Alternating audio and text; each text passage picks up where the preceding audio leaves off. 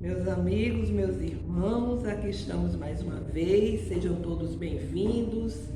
É com alegria renovada que aqui estamos para o encontro nosso, o encontro semanal, o encontro da família, momento muito importante de nós nos reunirmos em família, para recebermos Jesus no lar, abrir os nossos corações, os nossos lares, para que Ele chegue e fique conosco durante o nosso estudo.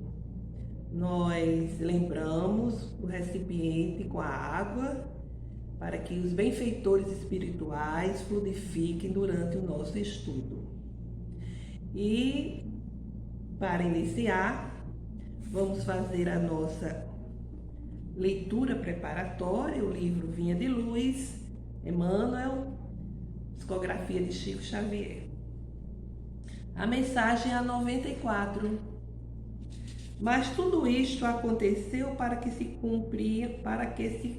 cumpram as escrituras dos profetas. Então, todos os discípulos, deixando-o, fugiram.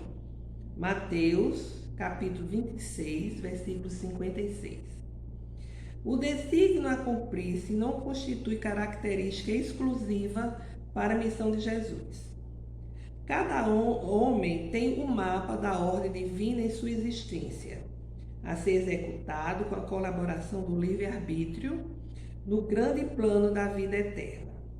Acima de tudo, nesse sentido, toda criatura pensante não ignora que será compelida a restituir o corpo de carne à terra. Os companheiros menos educados sabem intuitivamente que comparecerão a exame de contas, que se lhes defrontarão paisagens novas além do sepulcro e que colherão, sem mais nem menos, o fruto das ações que houverem semeado no seio da coletividade terrestre.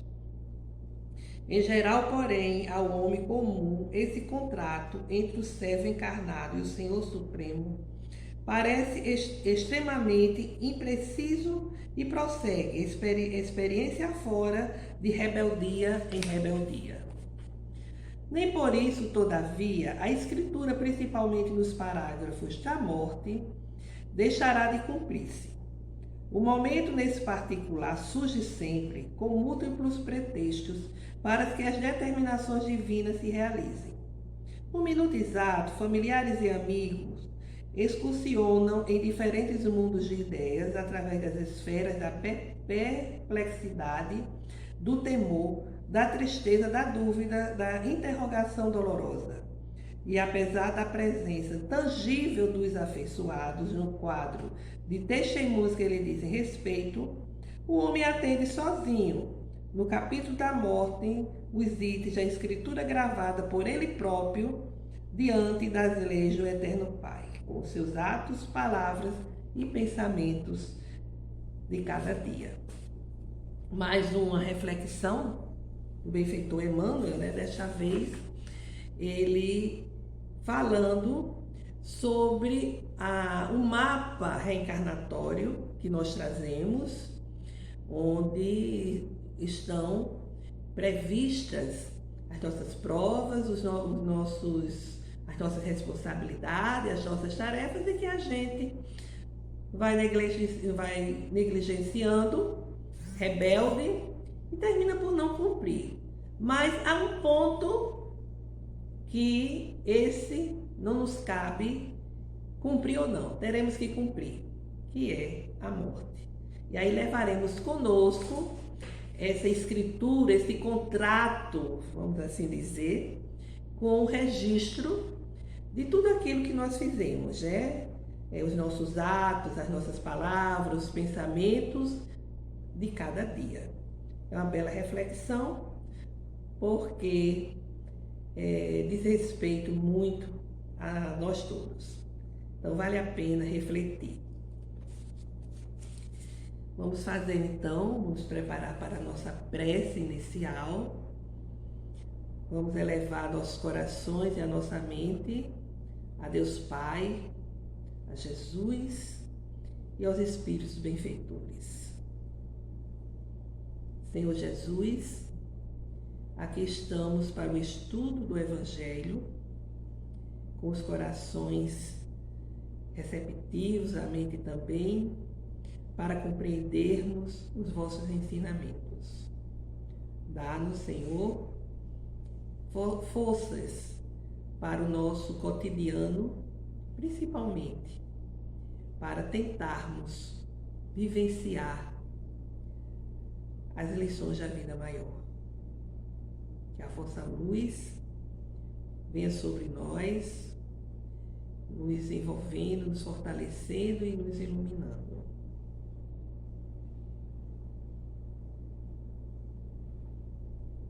Bem, meus amigos, hoje nós vamos fazer algumas reflexões ainda no capítulo 7, que trata dos pobres de espírito. Hoje são instruções dos espíritos.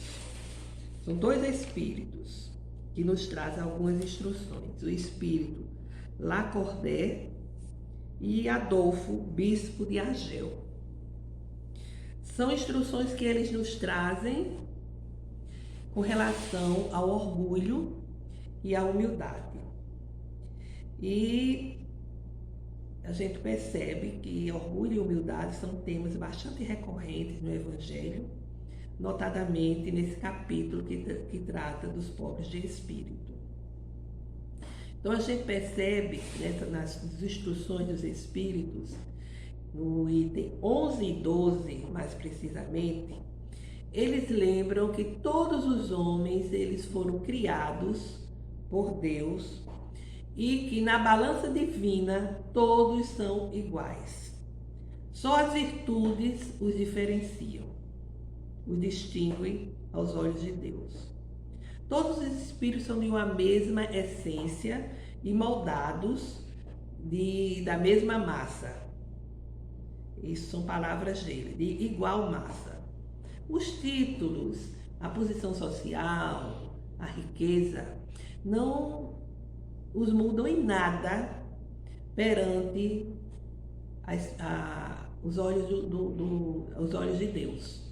E não dão assim a felicidade prometida aos eleitos. Eles deixam isso muito claro nas suas instruções. A espiritualidade se refere ao orgulho como sendo o filho espúrio do egoísmo, gerador de transtornos emocionais extremamente graves, extremamente danosos.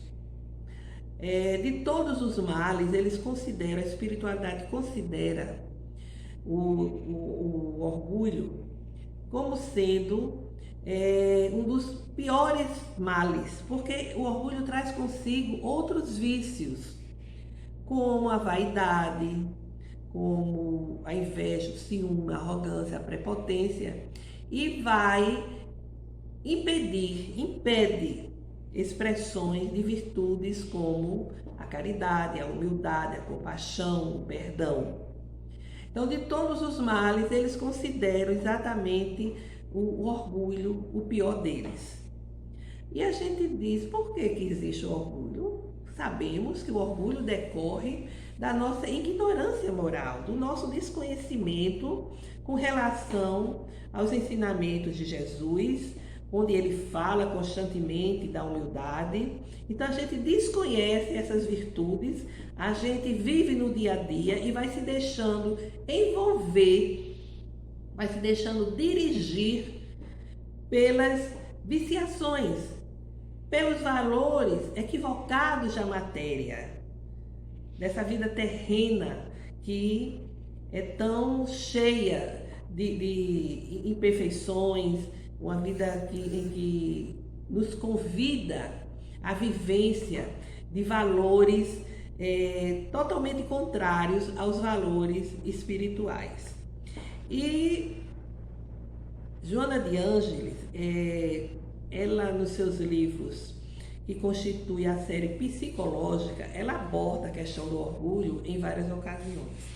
E ela diz que o ser humano, no início, ele é ele possui sensações em predomínio do comportamento. No que vai evoluindo, então ele atinge o período das emoções, das expressões psicológicas catalogadas como emoções. E à medida que continua crescendo, evoluindo, quando vai vencendo a condição, o período do egocentrismo infantil, aí vão surgir como expressões psicológicas os sentimentos.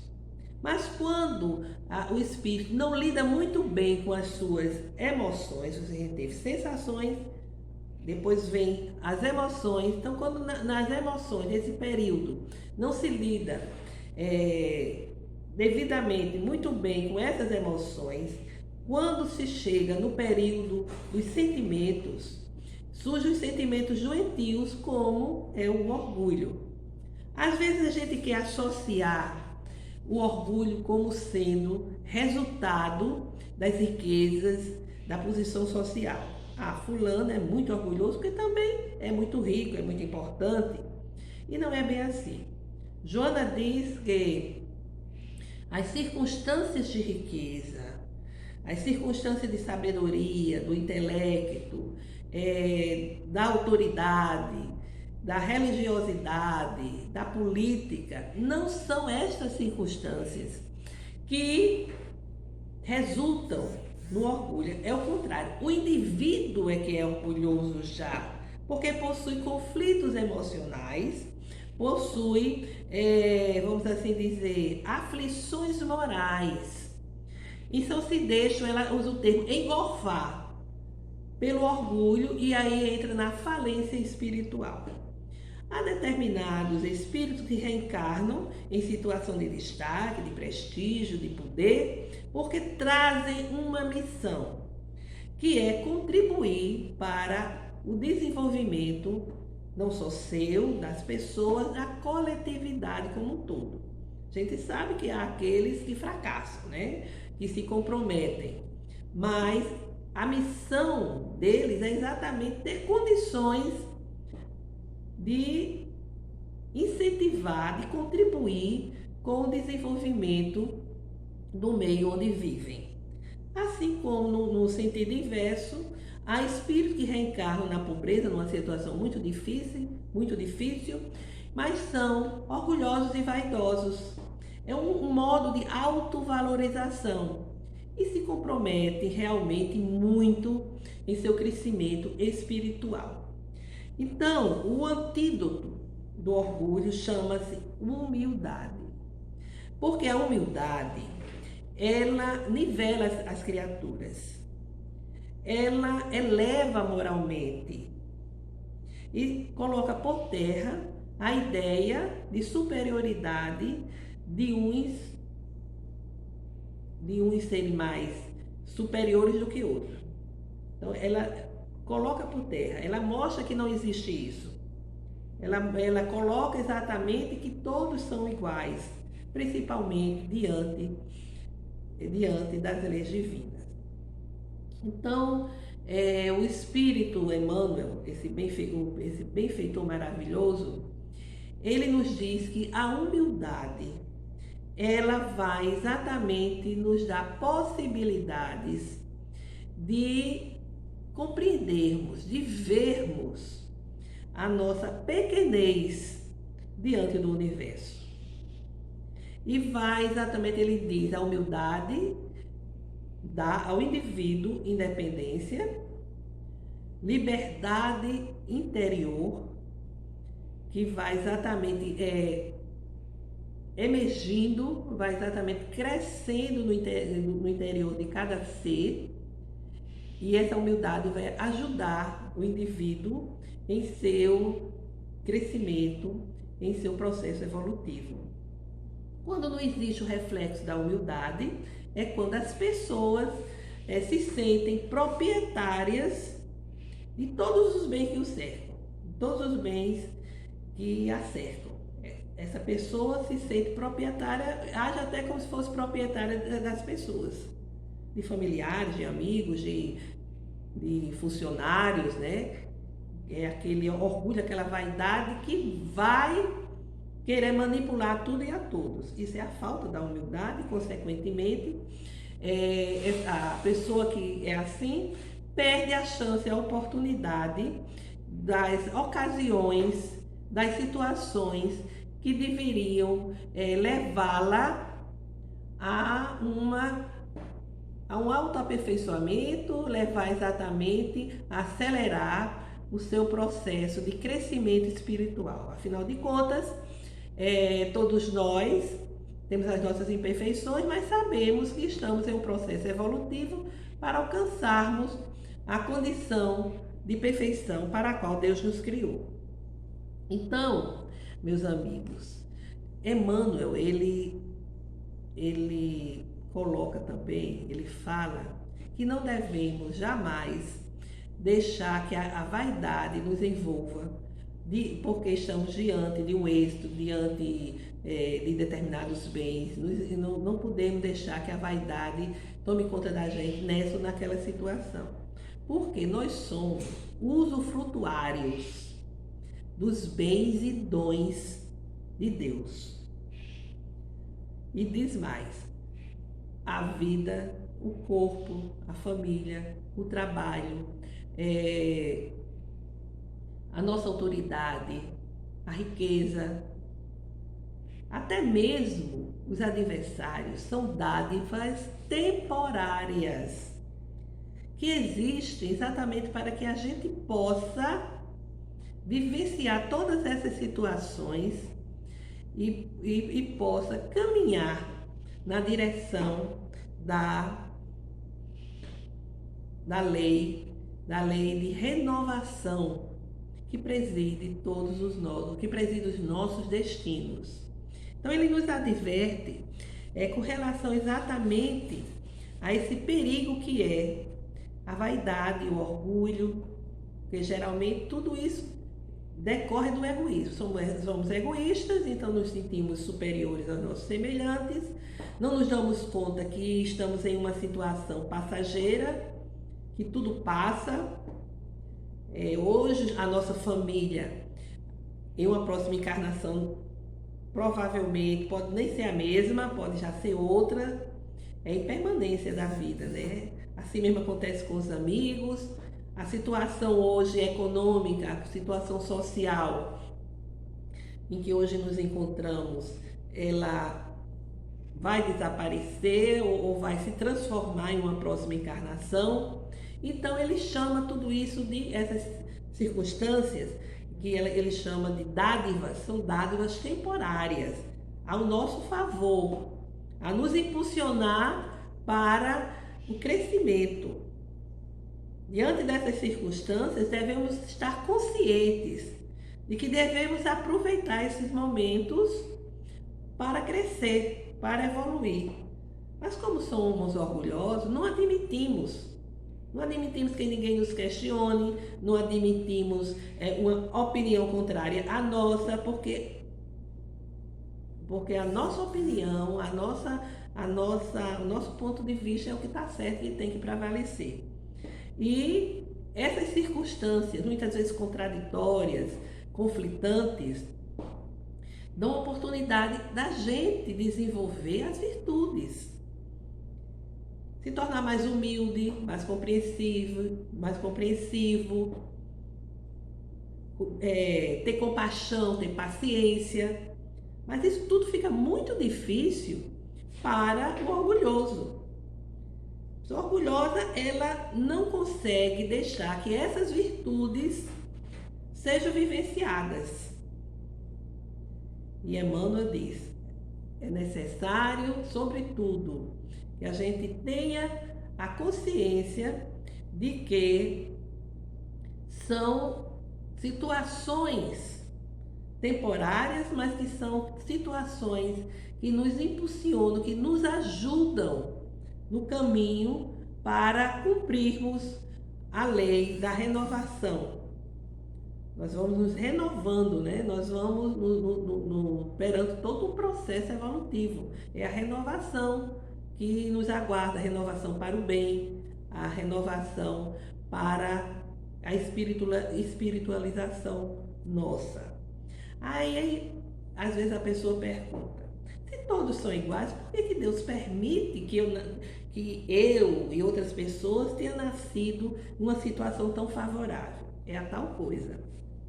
Se nasce naquela situação como oportunidade de exercitar o bem, como oportunidade de colocar os recursos disponíveis para o seu crescimento, para o crescimento dos que lhe rodeiam e, sobretudo, dos seus semelhantes.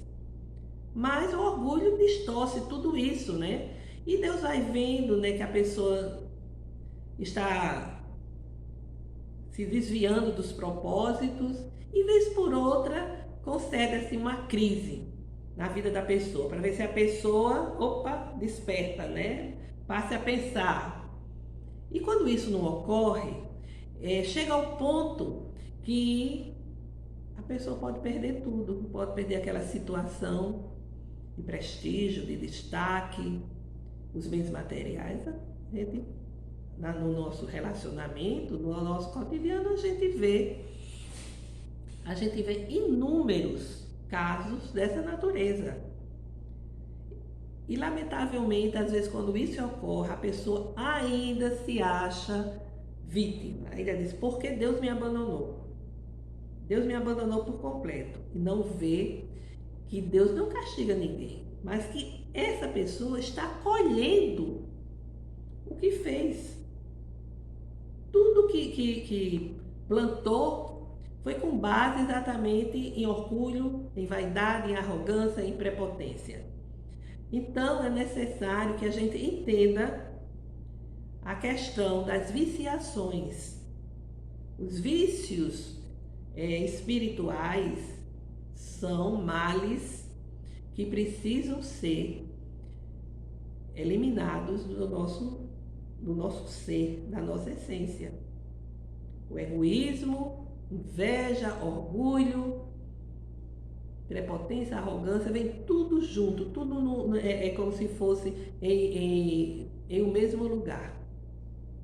Então, meus amigos, para encerrar as reflexões de hoje, trouxemos aqui umas palavras de Emmanuel. Ele diz: sempre que nos vejamos inclinados a envadecermos por qualquer coisa, recordemos que achamos-nos invariavelmente ligados à vida de Deus, que a benefício da nossa própria vida, ainda hoje, tudo pode rearticular, refundir, refazer ou modificar. A bondade celeste colocou a humildade por base do equilíbrio da natureza. A humildade é o ingrediente indefinível e oculto, sem o qual o pão da vida amarga invariavelmente na boca. Vejamos por que orgulho e humildade são temas tão recorrentes no Evangelho. Então, meus amigos, após nossas reflexões, vamos fazer as nossas vibrações,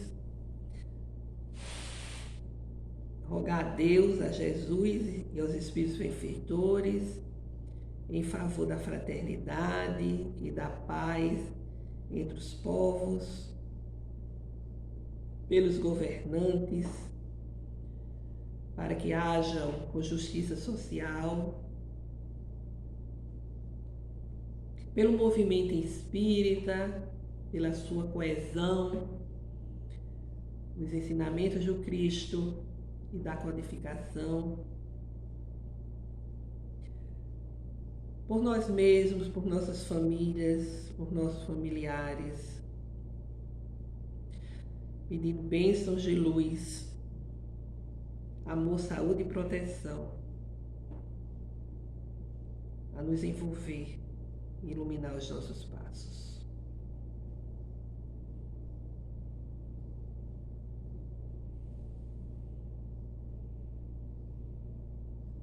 Nosso Pai que estás em toda parte, Glorificado e santificado seja o vosso nome no louvor de todas as criaturas. Vindo a nós o vosso reino de amor e de sabedoria, para que a vossa vontade se cumpra aqui na terra e em todas as partes. O pão nosso do corpo e do Espírito dai-nos hoje, e perdoai, Senhor, as nossas dívidas, ensinando-nos a perdoar os nossos devedores, não nos deixando cair nas tentações, livrando-nos de toda maldade. Pois vosso é o reino, o poder e a glória para todos sempre. Que assim seja. Com esta prece, encerramos o Evangelho de hoje, agradecendo a Deus, a Jesus e aos benfeitores da vida maior, que permitiram que aqui estivéssemos para esses momentos de aprendizado e de luz. Tenhamos uma semana de muita paz, de saúde e harmonia. E até breve.